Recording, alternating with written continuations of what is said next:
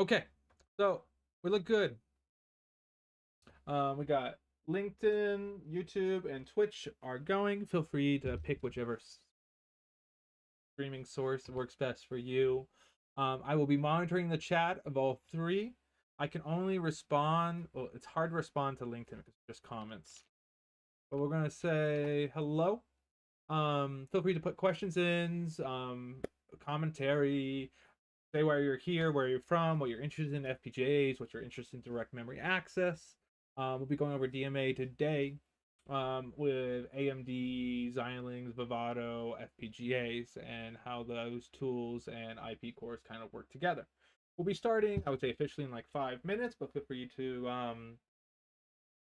stick around.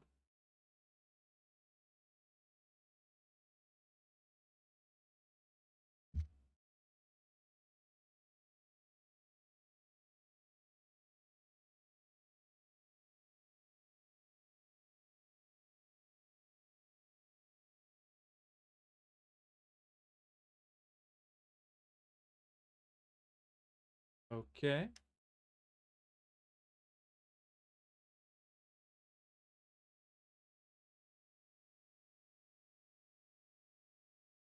Good there. Let me go check out Twitch.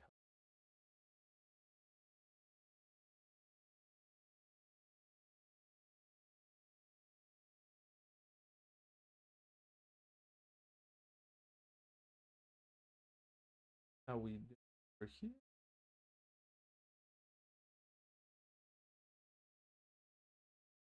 Liking.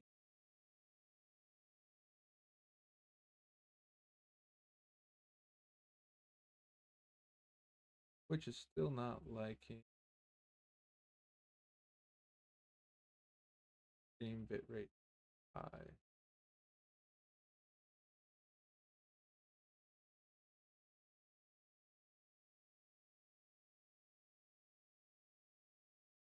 It's okay.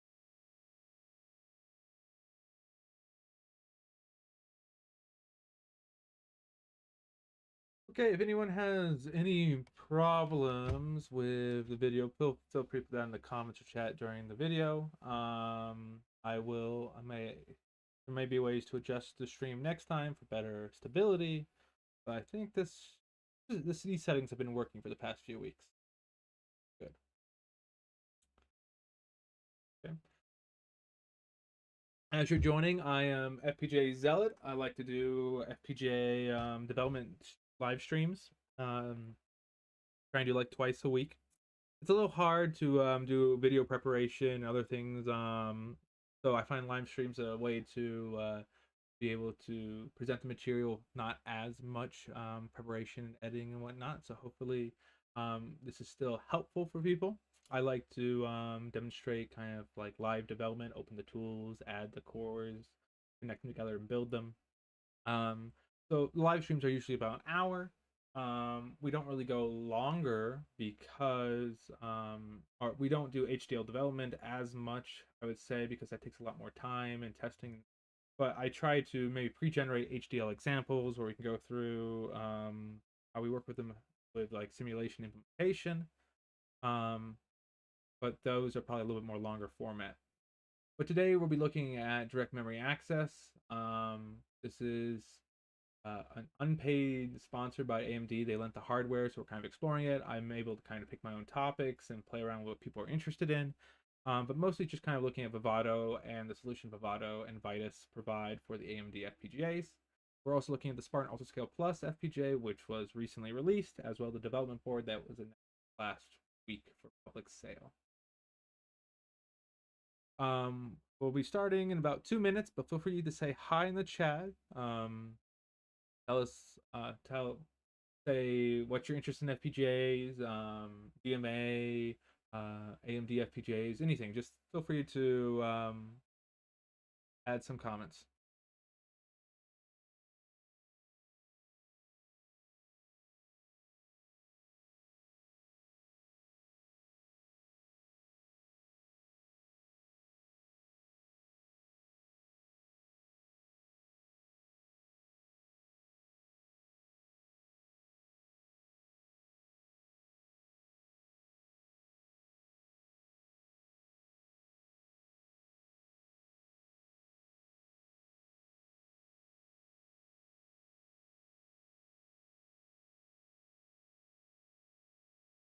Hello. I see your chat from YouTube and Twitch. So we have a question: the exact board we're using. I'm gonna pull up the website later for it, but it's gonna be SCU35 dev board. But I'll pull it up. It should be in the description. I didn't update the link for it. Just I'll look doing that later. But we'll go look at the website for the development board during the stream. Okay, so ready to start? Welcome to the stream. We're going to be looking at live FPGA development. FPGA is a product that allows you to do reconfigurable hardware. If you have FPGAs, you can do a lot. You can do from very simple LED control to emulating a CPU and GPU. So today we're going to be looking at direct memory access with AMD's Spartan UltraScale Plus FPGAs. We'll also be utilizing a soft RISC-V processor on the FPGA.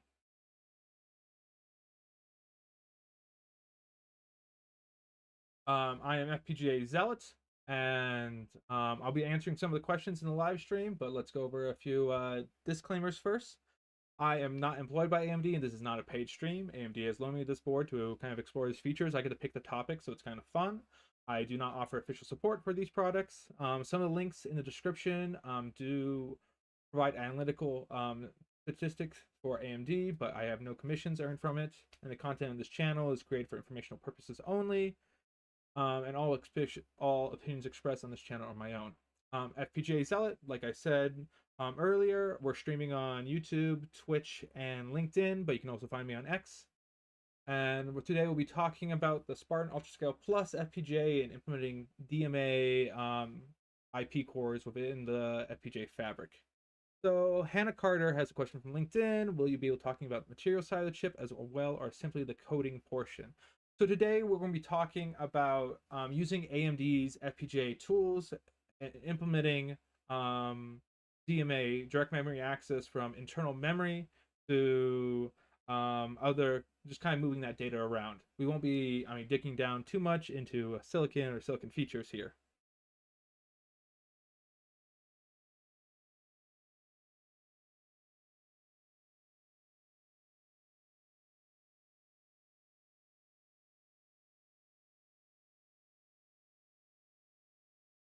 We have some more comments from LinkedIn.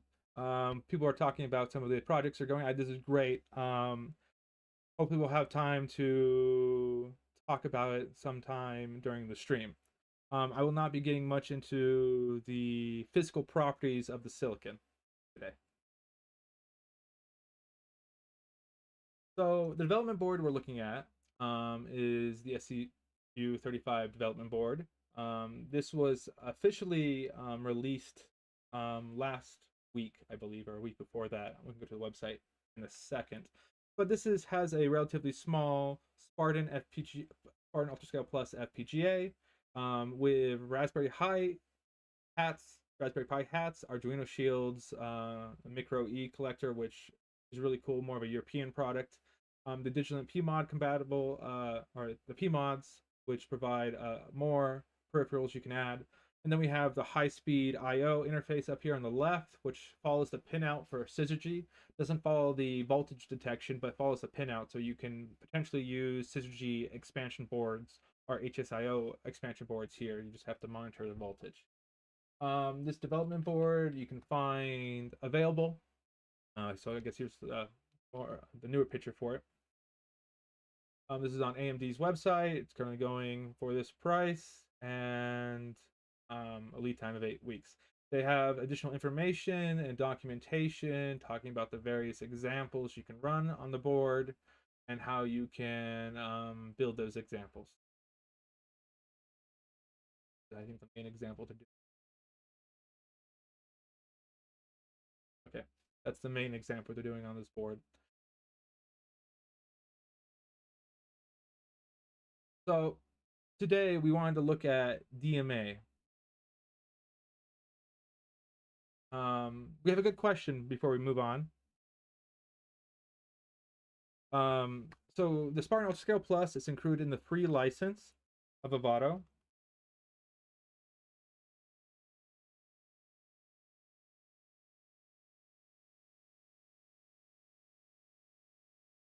So you just need to purchase the hardware. You don't need to purchase any additional licenses. And we have questions about VODs. You'll be able to watch this on LinkedIn, YouTube, or Twitch after the stream. So feel free to look at any of those things otherwise. I have another link.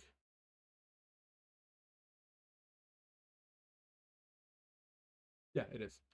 Hannah dropped the YouTube link, I believe, in the LinkedIn comments section. So today we're going to be talking about direct memory access. So for direct memory access, we're basically translating something from addressable memory to more of a data stream, or sometimes we're moving from addressable memory to addressable memory. So the first side of this is the kind of a read state machine, right? We're reading out of some addressable memory, whether that's BRAM, URAM, DDR, or some off-chip flash or something like that, or NVMe memory. And we're having a state machine that's going through and reading the different addresses and converting it to a data stream. For Vivado, that's mostly going to be AXI-Stream, which is actually pretty popular for streaming pipelines in different FPGA architectures.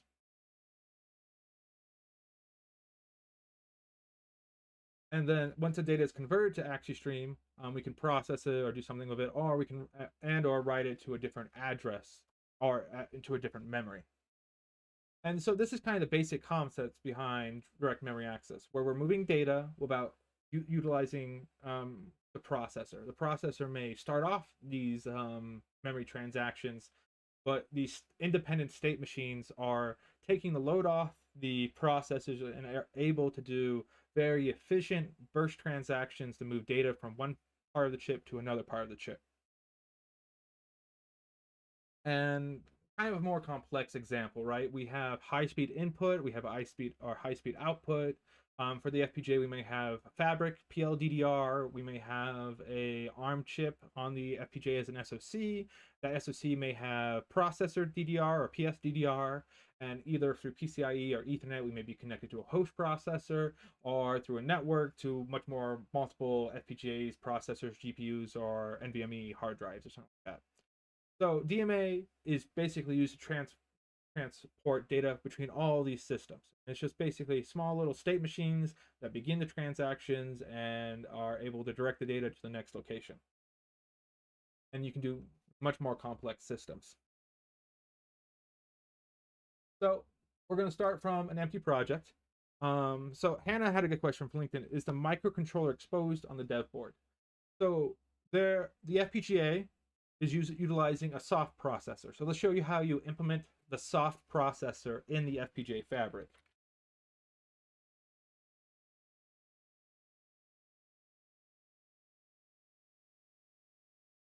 So we're going to use the board file to make this a lot easier to implement.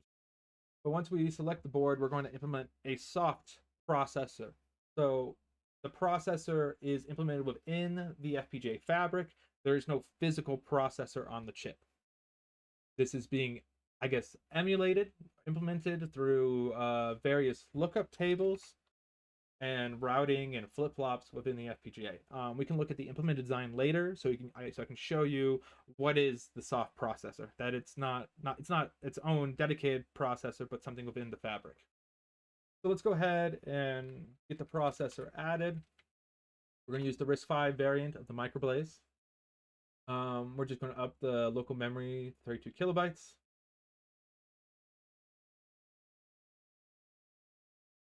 Try to make this a little bigger.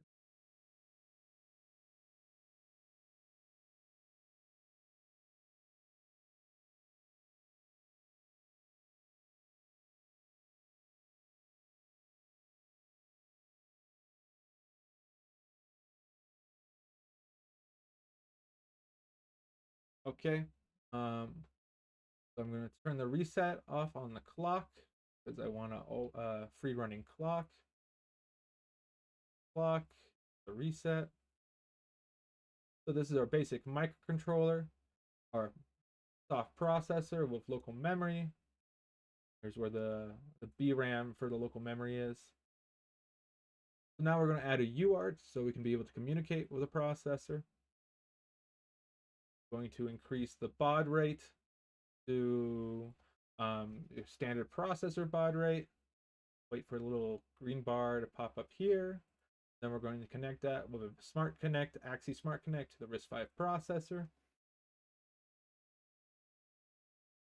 So this is our basic soft processor, right? We have a clock, we have our debug, so we can load in programs, we have our local memory, and we have our AXI bus connected to a AXI UART device, so we can communicate over a serial communication. So now, I was going to go through the various DMAs. So let's talk about the different DMA cores. So if we type in DMA, we have, I can't do the PCIe ones on this thing. They aren't available. So maybe we'll have to do PCI DMA in a different video. I can't pop them up right now. But we have central direct memory access. We have direct memory access. Multi-channel direct memory access. We have the VDMA, the video direct memory access, and then we're going to add the data mover. Okay, so these are our various DMA state machines that are provided by Vivado. So the central direct memory access is basically doing addressable memory to addressable memory. It's not using any AXI-Stream, so it's kind of a simplified version of it. But mostly, oh, we have to talk about enable scatter and gather. So right here is your basic memory to memory DMA, right? There's a small state machine here that's going to read over this AXI4 bus to various memory locations, be able to read and to write to those locations with a small FIFO inside, I assume. FIFO size.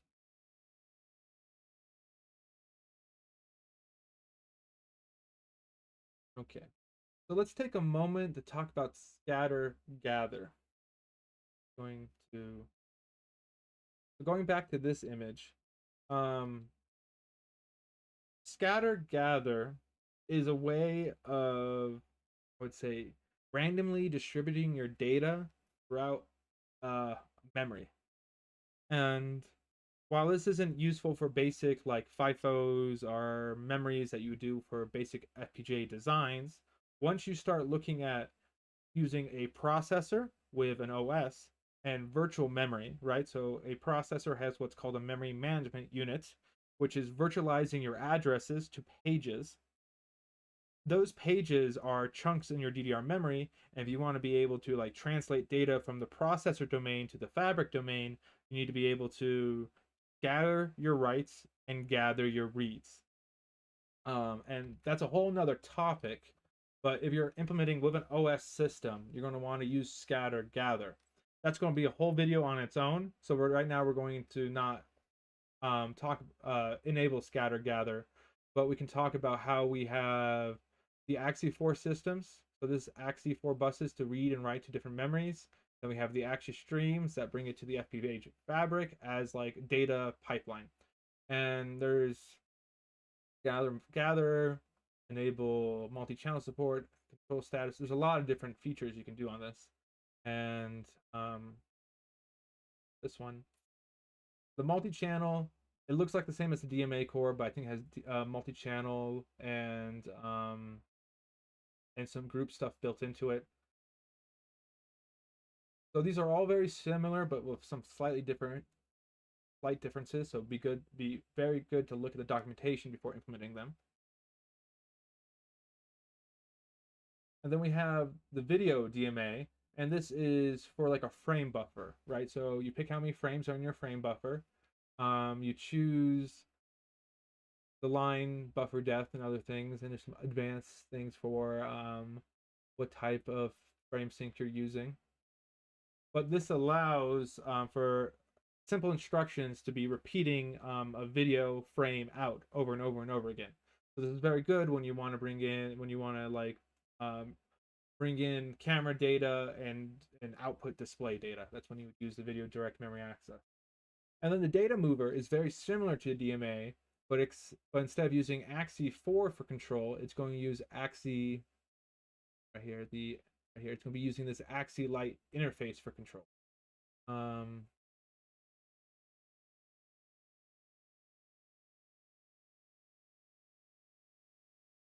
It's really interesting. So that would be interesting to be able to use AXI-Stream to define where the what type of descriptions you're doing.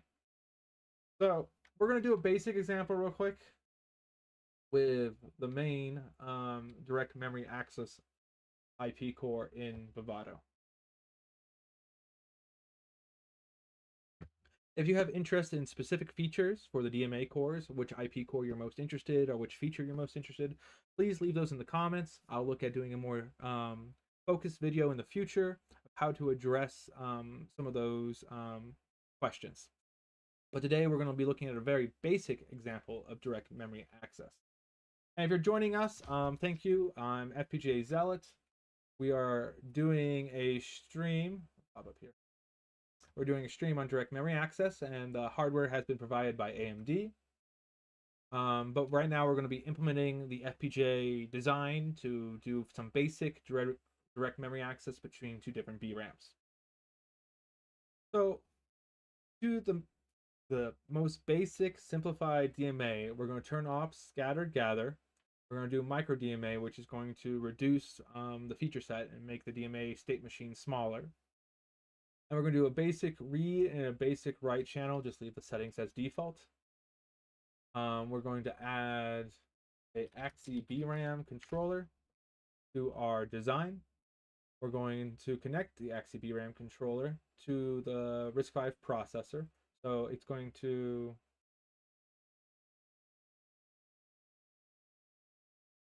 want to connect this to RISC-V processor. So now we have the direct memory access here, and the BRAM is connected to our micro. We can look at the address editor. It's at the C address. Now we're going to connect the DMA. We're just going to connect all of these to the Smart Connect. So this is connected as master buses on the Smart Connect, and then we have the control bus over here. And then for our final thing, we're just going to connect the DMA into a loopback. Highlight this so it's easy to see. So we have the DMA in a loopback, have various controls. So we'll do the control or the data as red, data flow.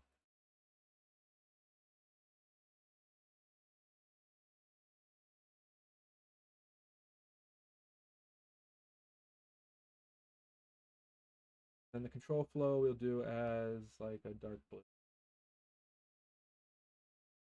Okay. There we go. So here's our stream data as green, here's our data as red, and here's our control and status as blue.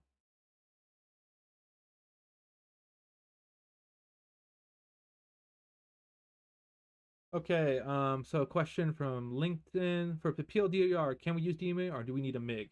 So for DDR, PLDR, the DMA is going to be access to the MIG, right? So can I add a MIG here? Fine, I can add. We can fake adding a MIG real quick. So what would happen is your DMA core would connect to the MIG through the Smart Connect, right? So basically, instead of connecting to the BRAM, we would connect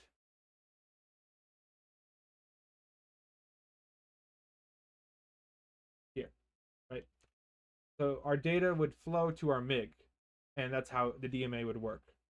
But in this situation, we don't have DDR on this hardware, so we're just going to use BRAM.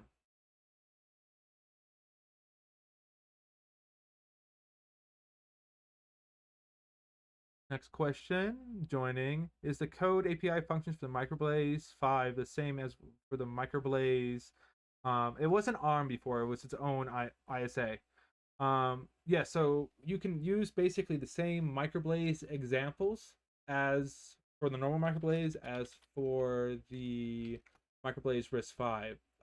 It basically is compiling the same, and you don't notice much difference. But you can look at the object dump, the assembly of the RISC-V program, and it will be compliant with the RISC-V ISA. So that's where it's more useful. We're not using a proprietary ISA anymore. We're using a public ISA that's you can debug, you can add your own instructions, you can play around with it, so it's useful that way. Now let me find out where AXI.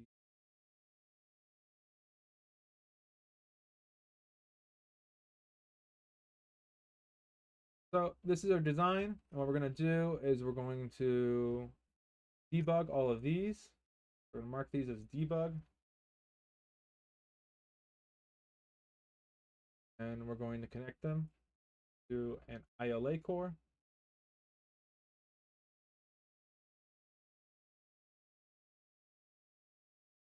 So we'll be monitoring the data and the stream. I don't think we need to look at the control bus, but we can see what the transactions look like in the hardware. And then to finish up, we'll validate the design, save it, add a top level wrapper, and begin building. And then we can go look at the software side.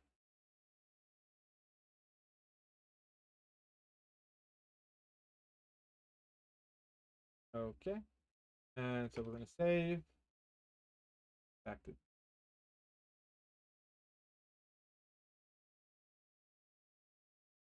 and we can then top level wrapper. Vivado 2025.2 was released last week. I'm not demoing on it this week, but I should be demoing it on further weeks, and there's a few new settings in there. I'll look if there's any features for the new Vivado to talk about, but right now I think I just need to download it and play around with it for a bit. So once we have the top wrapper set up, we can go ahead and generate the device image. Right now it's going to do a bunch of out of context builds for each IP block. And once it's mostly generated, I think we can then export a XSA file, and then we can go through the Vitis flow. So YouTube, you commenting about the AXI data mover. I'm really curious also as what the AXI data, how the AXI data mover works, and I want to dig into getting a good example for that going. So hopefully we'll have a video on AXI data mover in the future, as well as DMA with interrupts in the MicroBlaze, maybe DMA with interrupts in the MP sock, and then maybe looking at scattered gather and how you implement scattered gather with a standalone processor, how you do scattered gather with Linux. There's a lot of topics with DMA that we can dig down into further.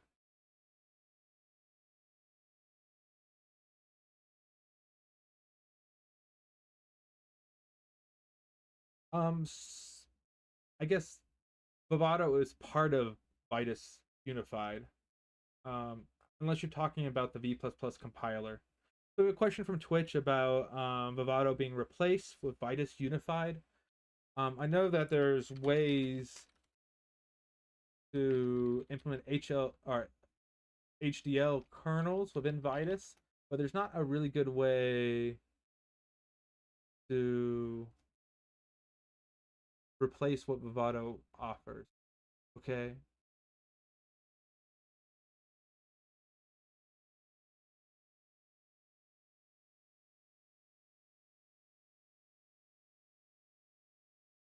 Yeah, so Vitis Unified is looking more at doing kernels and implementing kernels to a processor system.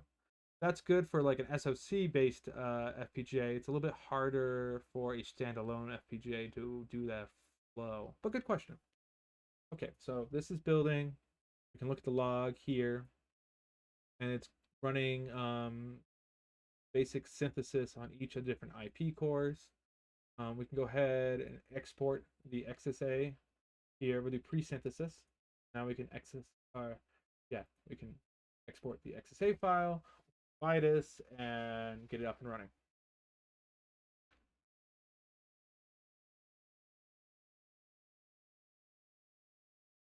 YouTube, we have a comment about DMA with UltraScale Plus. Yeah, I recently got this. We recently got this MP-SOC board that I'm really interested in. It has PL, PCIe, has PS PCIe, has an FMC where I can do more PCIe and high-speed interfaces. But I think this would be a really good board to do some nice high-speed DMA with MP-SOC. So hopefully I can get a good example running that board.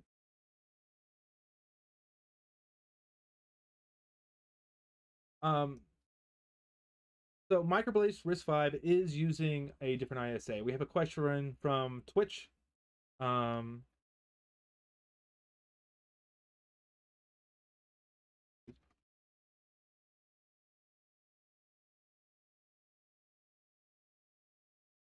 So the MicroBlaze RISC-V is RISC-V ISA compliant.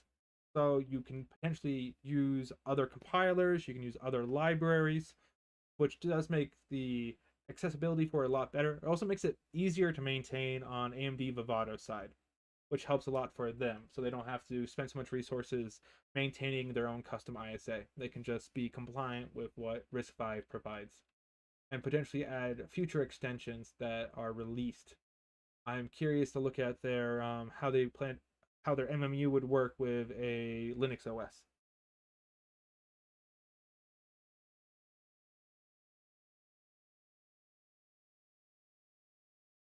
Okay, so let's get Vitis up and going. Got more questions coming in. So a question from Twitch is you UltraScale Plus is not just for the MP-SOC. So UltraScale Plus, Kintex UltraScale Plus, Vertex UltraScale Plus, and Zinc UltraScale Plus, MP-SOC, RF-SOC, all use the same nanometer process node. UltraScale Plus is used for all three of those devices, as well as the new Artix UltraScale Plus and the Spartan UltraScale Plus. So the Spartan UltraScale Plus is using some newer, I would say, IP from Versal. So there's some new features, some new IO banks, some better reliability on the Spartan UltraScale Plus that you don't see on other UltraScale Plus family. Okay, so let's go set a new workspace. We're going to be in MA2 folder. Hey.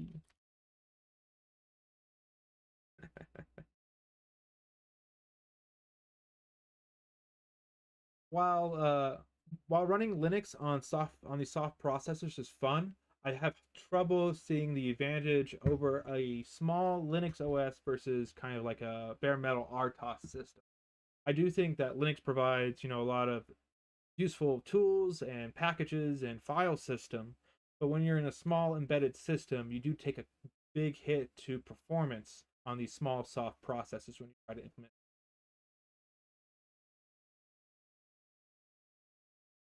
Okay, so we're just going to grab the XSA file. This is just a metadata from the block diagram explaining to the Vitis software IDE of what's inside the block diagram, what's connected where, what the addresses are, what the configurations are, and some various other metadata that is useful for the IDE. So you can see, depending upon what settings, you could potentially do like an RTOS or a Linux feature there. We're just going to do bare metal.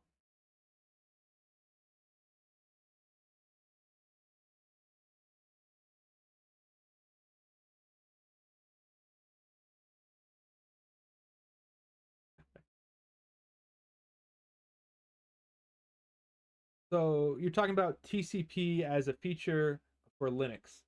I do wonder, TCP support for Zephyr. What is TCP support for Zephyr? Oh, it does seem to have poor performance. So can you use TCP and Zephyr? Has anyone used, so let's see if I can find a good, bringing that link over here. Mouse. So going over here, let's pull up some more. One popular RTOS that's available is Zephyr. And has anyone used TCP with Zephyr? That would probably be a good question. I think it's also good. Zephyr example for the MicroBlaze RISC-V would also be really good of what we can do to get Zephyr up and running, because Zephyr is kind of a mix between what a bare metal and Linux, where you have like a RTOS with really really good support. So it'd be interesting to see how that works. I haven't played around much with Zephyr yet, but on my to-do list.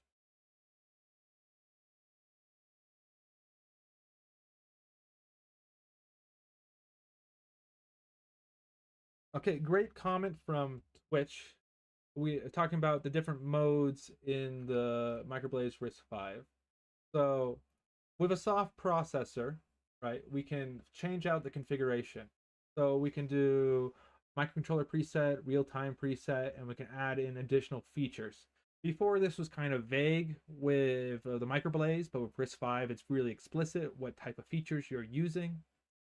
We also have performance, area, frequency, throughput. So we can modify how the microprocessor works, or we can implement our own. Go very different ways. Okay. So next, we want to look at the DMA. So let's bring in an example of the DMA core. So what we're going to do is we're going to go to drivers here. And we'll see that there's a DMA. We can go over to import examples. We're going to grab the simple poll. We're not using scatter gather. We don't have the interrupt connected, so we can't use the other examples. So simple poll is going to be what we're doing. And we'll show other examples, right? So if we go here on the embedded software, the Xilinx GitHub, there are different examples. So right now we're doing the simple poll.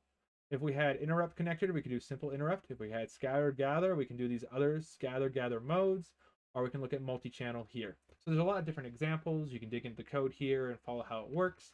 But these are all imported into Vivado. So going to our example, we need to just do some basic modifications. This is expecting the use of DDR.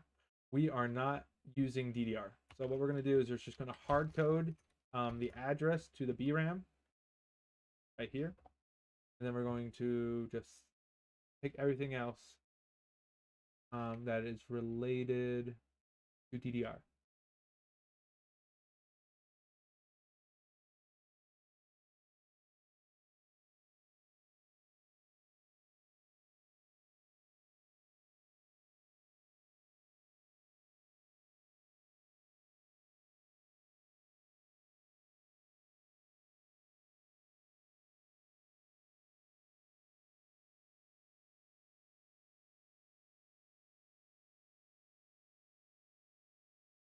I want to keep this.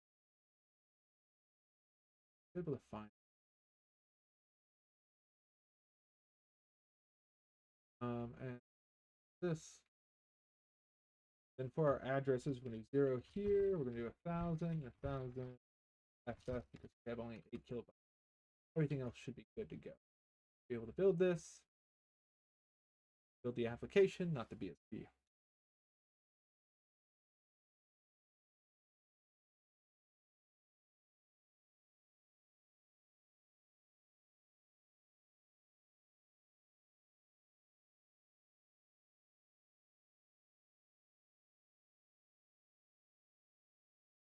Okay, so we have the DMA is up and running.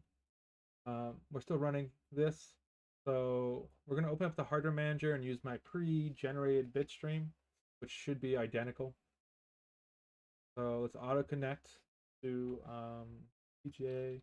Let's pull up tera term, go through the configuration, port 10. We're going to go to edit, setup, serial ports, go to our higher baud rate. Then we're going to program. We're going to go to the previous build earlier today. Okay, runs. And this is a PDI file, not a bit stream, because we have a processor. Well, there's a security processor, very small security processor that's doing PDI files instead of bit files. Okay, and we want to valid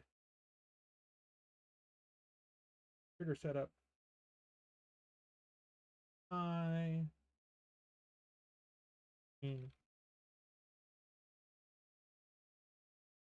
Could be good.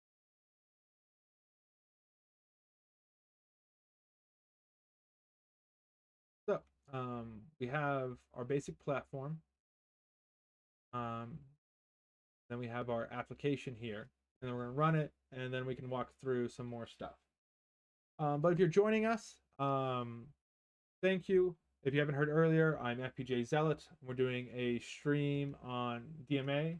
We're looking at DMA within the Vivado tools. Currently, we were in the step of the software. We generated the hardware, and now we're going to be looking at a software example of moving data from one BRAM to another BRAM. So let's go ahead and run this, look at the hardware working, and then we can talk about what the software is doing and how we can discern what's happening there.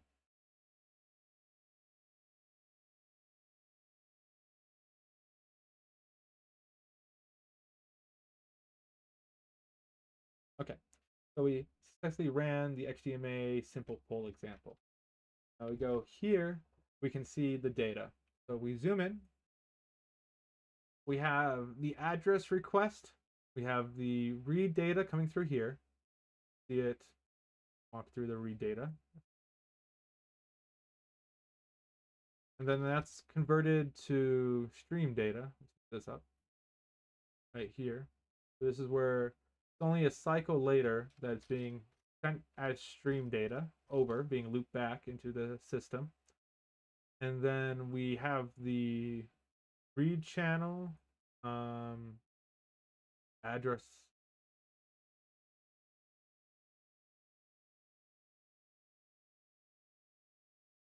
Oh, and then we have the write data here. Where did the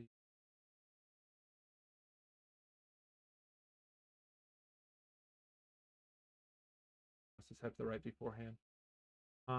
Might look at that. That'd be interesting. And then here's the B channel that acknowledges that the write finished. So the DMA organized the state machine to read, then we streamed it to the write state machine, and the write state machine was able to write it over the bus. So go back to our block diagram, right? So we are reading from the BRAM into the memory map to stream interface here. Then we are watching it loop back to the stream to memory map interface. And then here in the stream to memory map, AXI bus is being written back to the BRAM. That's kind of how our DMA interface is working. But going back, I want to look at the write request. So let's go look at when the write request happens. So we want to look at the AW valid. When is this valid? Let's program it.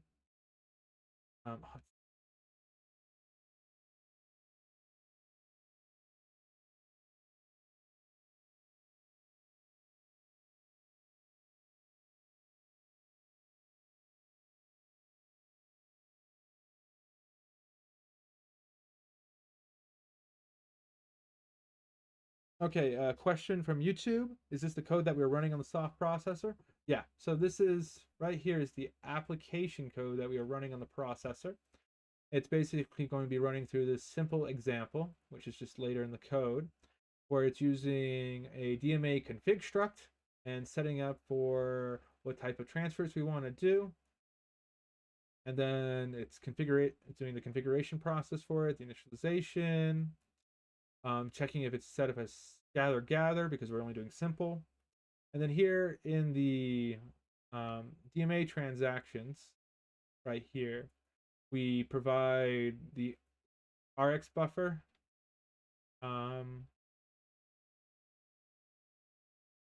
Okay, and then there's the packet length, the DMA to the device, and the DMA, and then DMA to, or device to DMA and DMA to device. So this would be the read, and this would be the write. So we can go into one of these things and look at the various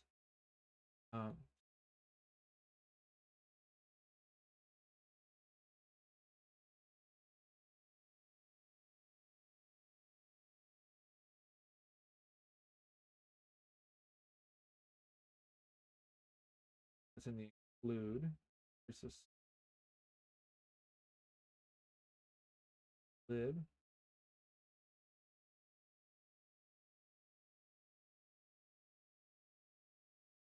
H. They have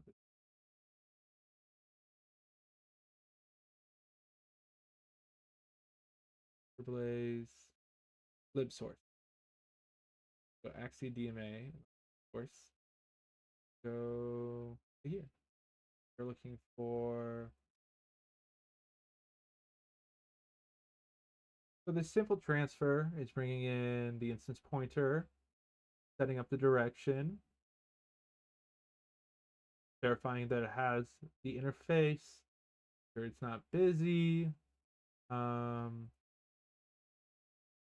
setting up the buffers, and then it's doing the various write registers where it's writing the buff address, the run stop bit, and then starting the transfer, waiting for the transfer to finish because we're doing a polling mode. Where's the polling?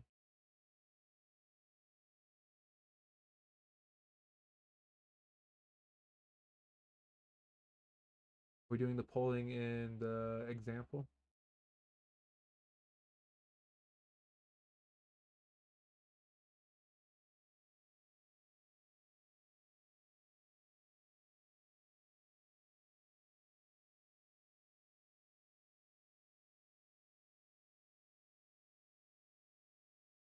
Quick enough that it's okay.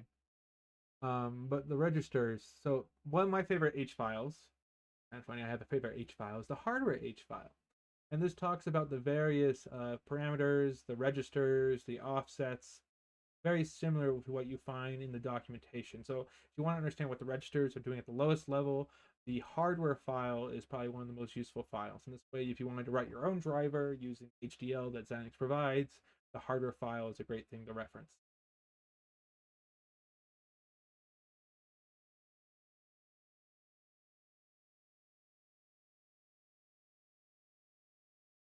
You may. Oh, okay. Uh,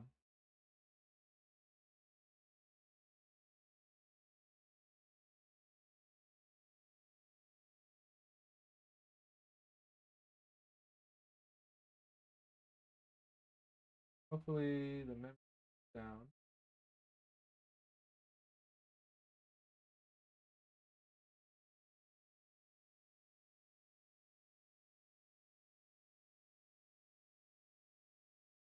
Okay, so we're gonna have. We seem to have a memory leak problem for Vivado, but that's okay. So that was the example for the DMA. We'll see. My computer doesn't look like it's very happy right now, so we'll see how long the stream lasts. But let me try to free up some memory so we don't crash. There we go. It freed it up. Sweet. Yeah, Vivado has an issue with the ILA core sometimes, where the ILA core will cause a memory leak. Okay,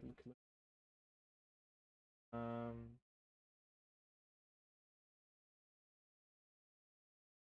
I need to monitor the memory leaks for that better.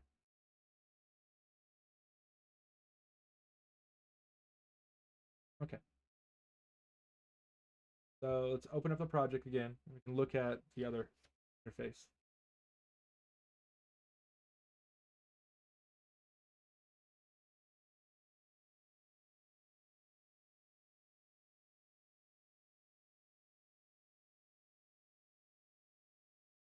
So I wanted to look at the write transaction as well.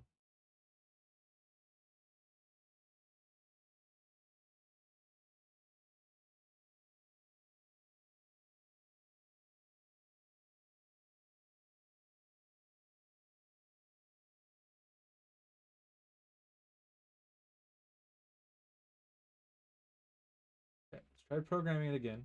If it doesn't crazy. Okay, good. Happy now. So we want to look at the AW valid being high. Okay, 16, that's good.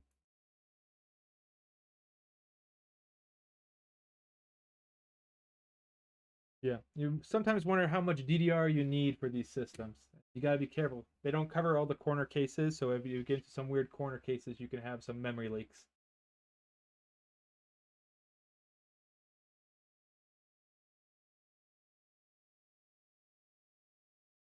So we're gonna look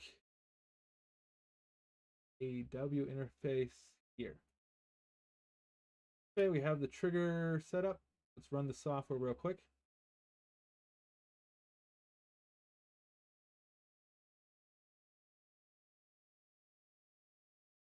Vivado here.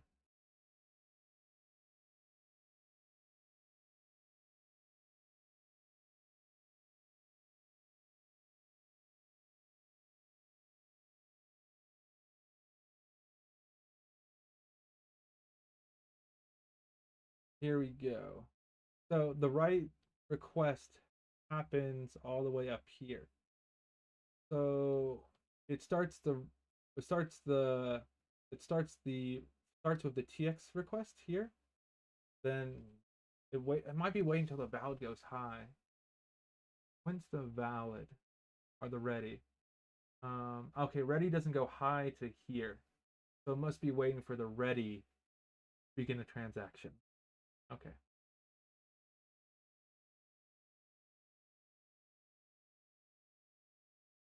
So we probably, if we look at this, the software, right? The software um, begins with the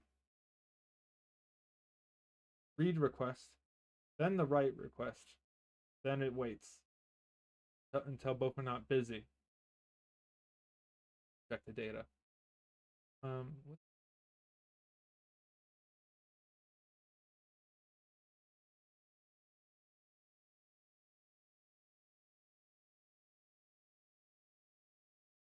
okay. And let's pull up the debug tool so we can look at this. Probably look at. We didn't get to the implementation. Let me open up the other project so we can talk about the implementation of the soft processor. Okay, so we're going to pull up XSDB and read some of the processor stuff.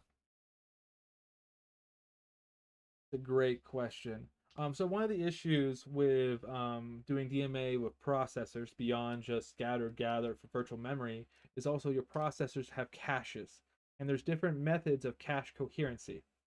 And looking at the MP sock, maybe we can look that up real quick and talk about it. There's different buses.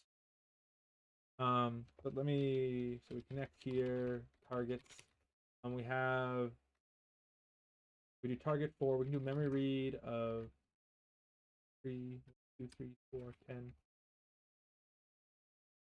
target.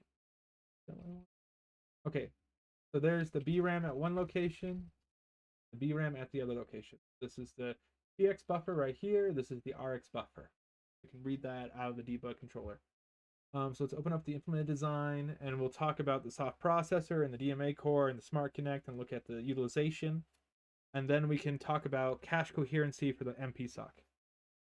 I don't know about cache coherency for the MicroBlaze. I know you can have a cache.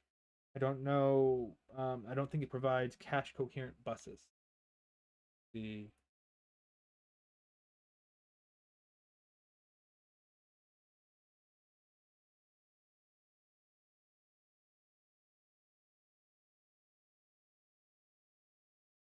find it in a quick search, but I don't think it does. So there's no cache coherent buses on the MicroBlaze, but they are for the MP sock. We can look at that in a second. Okay, so we'll probably be ending the stream in 10 to 15 minutes. So if you want to ask any questions, it's a good time to do kind of a Q&A. I'm probably going to look at some utilization, some timing reports and whatnot of our design to kind of look at some of the other tools available in Vivado. But this was a very basic DMA example about how we move DMA from one system to the other, how we can implement it in the hardware. But there's a bunch of different IP we can connect it to. We can do a video pipeline. We can do other HLS data processing with DMA. You can actually have HLS do the DMA for you. There are some HLS cores that show that up. So that might be a good example. How do you do DMA with HLS? Like, oh, you want some polar fire? We can looking at. I need to explore polar fire, lattice, and FNX video ideas and get those ready for next year. yeah, if you have any questions, there should be Discord. The Discord link should be in the description um, of YouTube and LinkedIn. I'm not sure. The Twitch might have the Discord link. I'm not sure how valid it is, but feel free to jump into the Discord. You can ask questions. We can talk about your personal FPGA projects, topics for new videos. I'm fine talking about those different things. So let's highlight the processor. So here's our processor. If we zoom in, we can see that these are just a bunch of LUTs and flip-flops. Here's a LUT right here. Let me get the LUT. So here's our LUT 5. Here are our flip-flops. So that's the MicroBlaze 5 processor. It's encrypted in a way, so we can't see it. But we can look at the DMA engine. So let's see what the size between the DMA and the processor is. So the DMA, let's pull up utilization so better. Reports, utilization.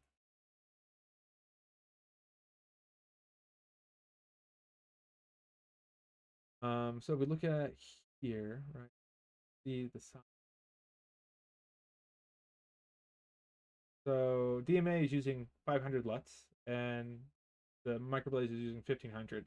And the MicroBlaze will never be able to achieve the throughput of the DMA. So this is something relatively small, that can perform back-to-back DMA transactions to keep your data flowing through your FPGA design. Let's look at the Smart Connect. I can probably reduce the size of the Smart Connect for now. So the Smart Connect is definitely the biggest thing. Good percentages, using about 25%. We can probably reduce that because the Smart Connect is designed for much larger FPGAs. This is designed for large Kintex UltraScale FPGAs, so it's not very optimized in its default utilization. We can definitely go to the block diagram and we can open up the Smart Connect little developer GUI.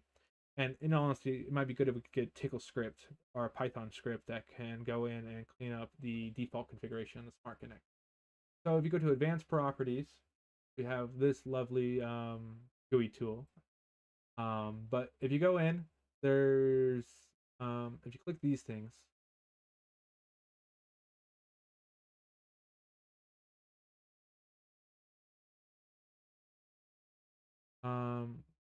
buffers.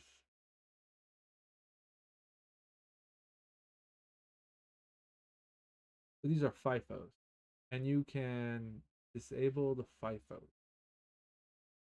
right here. So there's a bunch of pipelining and there's a bunch of FIFOs, and you can turn this off, and it will reduce the utilization. You can go in here and reduce the utilization through these various settings.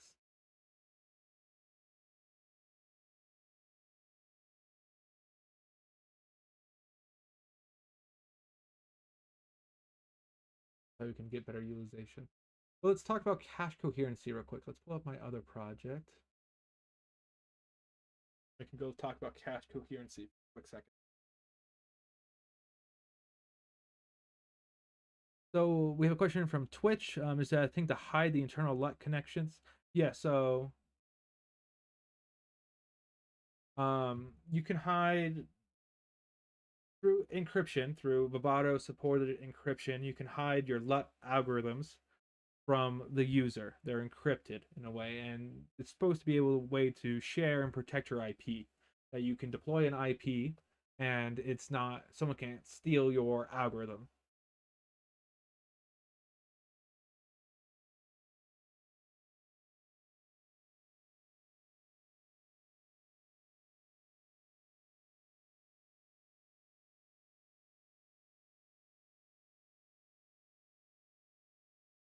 So talking about cache coherency, we want to look at the ACE, ACV, and these two buses right here.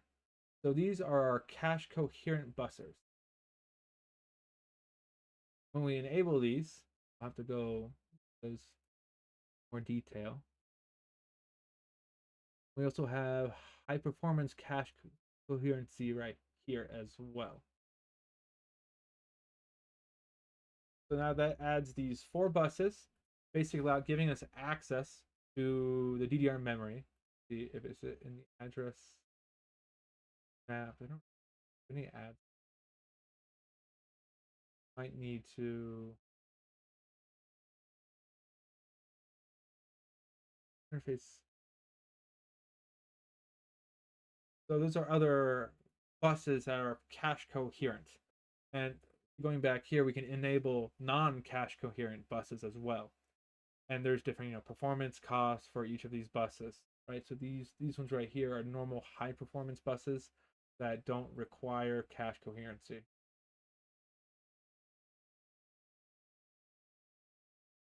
And that's more related to an SoC design. So you need to look at the Zinc, the MP-SoC, the Versal for AMD, for other products, for Altera, Microchip, Lattice. I don't think Lattice SoCs have anything at the moment. Ethnix just have an SoC. But those products each have their own implementation of cache coherency. So it really requires you to look at the product family documentation to understand how that cache coherency works. It's not like an IP core that you can transfer between systems. So I think that's probably most of the stuff we have for the stream today. Um, if you have questions, Discord, comments, there's a lot of topics into DMA we can dig into. It might be good to have like a DMA AXI-Stream playground where we kind of explore different IP cores and some more interesting examples. If there's any algorithms, video, networking, high-speed trading, advent of code, any algorithms you want me to see use, I can look at trying to provide some basic examples for that as well.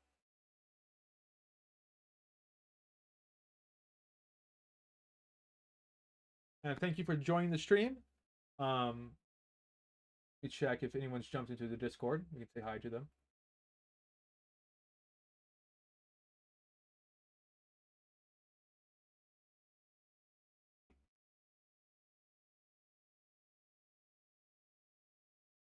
Let's see, what else can the streams later this week.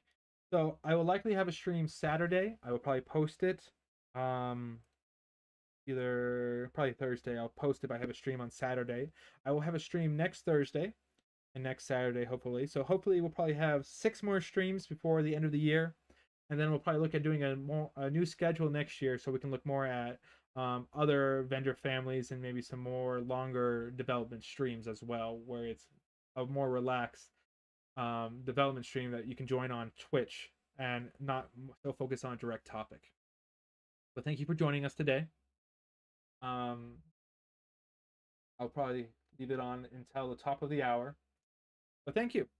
Your comments are great. I love that we have more comments now. It's been a lot more interaction. I need to figure out how we can balance interaction with driving the topic. But I will try to answer all the questions live as best as possible.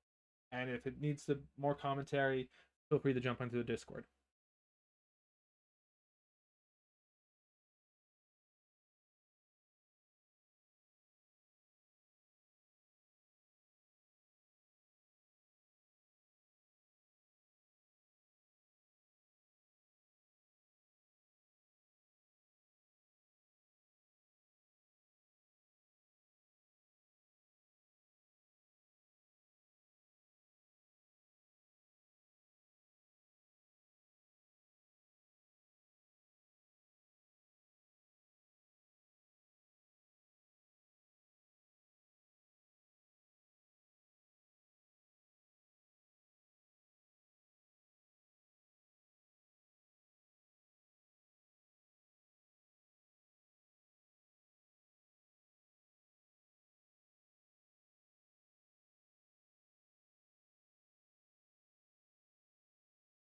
Okay. Well, thank you all for the interaction.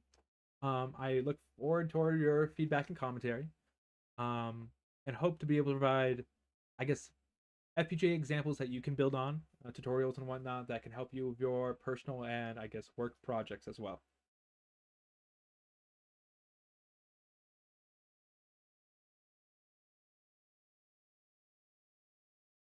So I'll see you next time, hopefully Saturday or Thursday. So, the Goodbye, YouTube.